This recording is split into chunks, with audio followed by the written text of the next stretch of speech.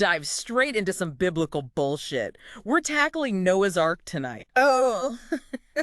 The probe guy. Yeah, the dude with a boatload of animals and, 40 days and 40 nights of rain. Right.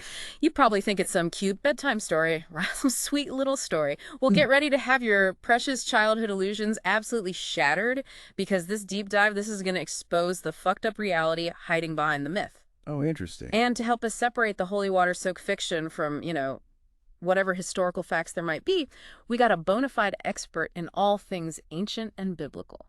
Well, I wouldn't say all things. So together, we're going to go on this kind of wild ride where biblical mythology crashes headfirst into actual science. We'll uncover how this batshit crazy story came to be, its shady connection to other ancient flood myths, and whether any of it could actually be true. So buckle up, Buttercup. This is going to get messy. Yeah, I'm excited to get into it. Okay, so let's kick things off with the kind of like the Cliff Notes version of Genesis, right? Okay. But hold on to your asses, because we're adding in a healthy dose of what the fuck to the mix. We're talking Old Testament God here. Right. The one with a temper that could make a volcano blush. Right. So humanity's out there being a bunch of absolute asshats, Mm-hmm. And God's basically just throwing a cosmic tantrum. Right. He's like, all right, screw this. I'm hitting the reset button on this whole creation thing. Yeah, that tracks. Except, of course, for Noah. Of course. Apparently the only decent dude in the entire world. Well, the text definitely portrays him as a, beacon of righteousness amidst a sea of wickedness. Oh, here we go. But you're right. The story itself has some pretty wild inconsistencies. Yeah, like how long the flood actually lasted. Right. 40 days. Yeah. 150. It's like God couldn't even keep his own story straight. It is kind of strange. And what about the whole animal situation? 2 of everything, or 7 pairs of the clean ones. Like, is God playing favorites even during a freaking apocalypse? You've hit on some of the key contradictions that make the Genesis account so fascinating to scholars. Oh, here we go. It's widely believed that what we have today is like a tapestry. Oh, yeah. Woven from 2 distinct sources. The Yahwist and the priestly.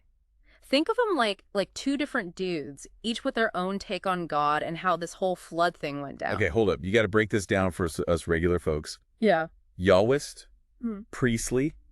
What the hell are you talking No, about? you're right. Let me clarify. The Yahwist and priestly sources are hypothetical texts Hypothetical. that scholars believe were combined to create the version of Genesis we know today. Okay. They get their names from the different ways they depict God. Okay. Yahweh for the Yahwist, Elohim for the priestly. Right. The Yahwist source is generally considered older and more focused on narrative, while the priestly source is more concerned with ritual and law. Each one kind of paints a slightly different picture of the flood, leading to those inconsistencies you mentioned. So basically, 2 ancient scribes were arguing over how the world ended and just mashed their stories together. In a simplified way, yeah, you could say that. That sounds about right. But these discrepancies don't necessarily mean that the whole story is, a fairy tale. They simply add layers of complexity and make the analysis that much more interesting.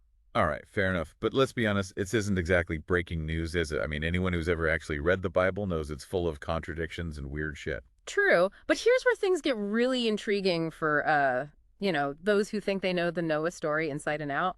Turns out Noah's tale might not be as original as we've been led to believe. Oh, you mean like how every superhero movie is just a rehash of the one before it? Not quite, but you're getting warmer. The Genesis flood narrative shares some striking similarities with much older Mesopotamian myths. Get out of here. Specifically, the Epic of Gilgamesh, which predates Genesis by centuries. Whoa, centuries. It's like finding out your favorite band stole all their songs from like some ancient Sumerian lyre player or something. It's pretty wild. So who are these Mesopotamian versions of Noah? Give us the dirt. Well, we're talking about names like Zusudra, Atrahasis, Utnapishtim, each with their own take on the flood myth. And guess what? They all have these remarkably similar themes and plot points to Noah's story. Yeah. It makes you wonder if these tales were based on some shared memory of a real catastrophic event, or just a way for ancient people to explain why the world's such a fucked up place. Damn, so ancient folks were really obsessed with floods, huh? But let's cut the crap and get down to brass tacks. Could any of this shit, Noah, the Ark, the whole shebang, actually be true? Time to bring some science into this biblical brawl. Could a global flood like the one described in Genesis really wipe out all life except for the lucky few on a giant stinking wooden box. I mean, come on. That's some Looney Tunes logic right there. Well, from a scientific perspective, a global flood of that magnitude, it's simply impossible. So you're saying, The evidence from geology, paleontology, the distribution of species, it just doesn't support it.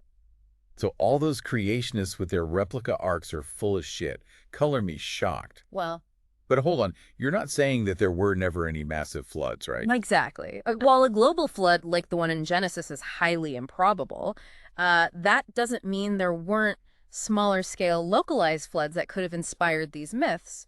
Imagine entire landscapes reshaped by these just colossal floods, the kind of event that would just be seared into the collective memory of a people. Okay, so we're not talking about, like, my basement flooding after a heavy rainstorm here. No, no. Give us some examples of these biblical-level floods. Well, there's the Black Sea deluge hypothesis, which suggests that a massive flood occurred in the Black Sea region thousands of years ago, possibly caused by rising sea levels breaching a natural dam.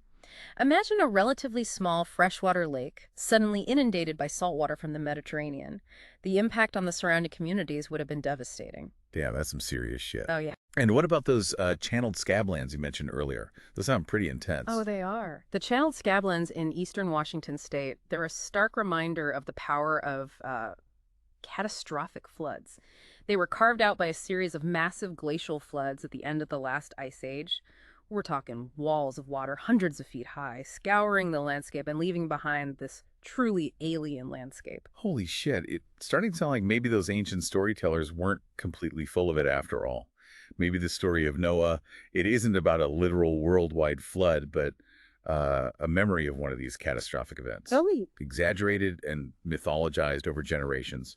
Kind of like that game of telephone we played as kids, where the story gets more and more distorted with each retelling. precisely. It's a fascinating possibility, isn't it? I mean, these localized floods, they would have been utterly terrifying, incomprehensible to ancient people. And over time, these memories, they could easily have been transformed into epic tales of divine wrath and global destruction. So basically, ancient people were just as prone to hyperbole and bullshit as we are today. Shocker.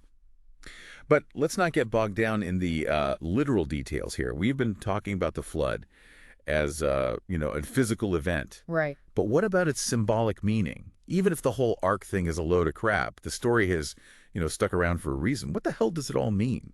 Well, the flood myth, it's been interpreted in countless ways throughout history. Some see it as like a divine reset button, a way for God to cleanse the world of its wickedness and start fresh. It's like a cosmic do-over, wiping the slate clean and giving humanity another chance. So God's the ultimate control freak, destroying everything just because humanity was acting up. Yeah. Sounds like someone needs anger management therapy. Well, it's certainly a rather extreme reaction, but remember, we're talking about a deity who, according to the text, created the entire universe in 6 days. Yeah. The little flood is nothing compared to that. It's important to consider the cultural context, in which these stories were written. The idea of divine punishment for human transgression, it was a common theme in many ancient cultures. Fair enough. But what about those who weren't, total asshats? Why drown them along with the sinners? Seems a bit unfair, even for a god with an ego the size of Jupiter. Well, the question of divine justice, it's a complex one, and the flood myth, it certainly doesn't shy away from that complexity. It's also been suggested that the flood serves as a test of faith. Noah, by obeying God's commands and building the ark, demonstrates this unwavering belief in the face of, seemingly impossible odds. It's a story about trusting in a higher power, even when everything around you is falling apart. Okay, so blind obedience is a virtue now. What is this? Sunday school. Not necessarily blind obedience, but rather a deep, unwavering faith. The story of Noah, it can be seen as an affirmation of the power of belief, this idea that even in the darkest of times, hope and renewal are possible. All right, I get it. Faith, hope, blah, blah, blah. Let's get real for a second.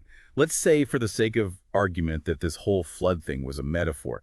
What kind of metaphorical floods are we facing today? Oh, that's a good question. Climate change, political bullshit, Kanye's Twitter feed, the real apocalyptic shit. Those are all valid interpretations, Yes. and I'm sure each of our listeners will resonate with the flood myth in their own way.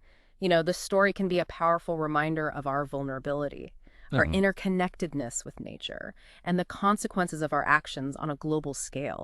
It's a call to action, a warning that if we don't get our shit together, we might just end up drowning in a sea of our own making. So what you're saying is we're all fucked.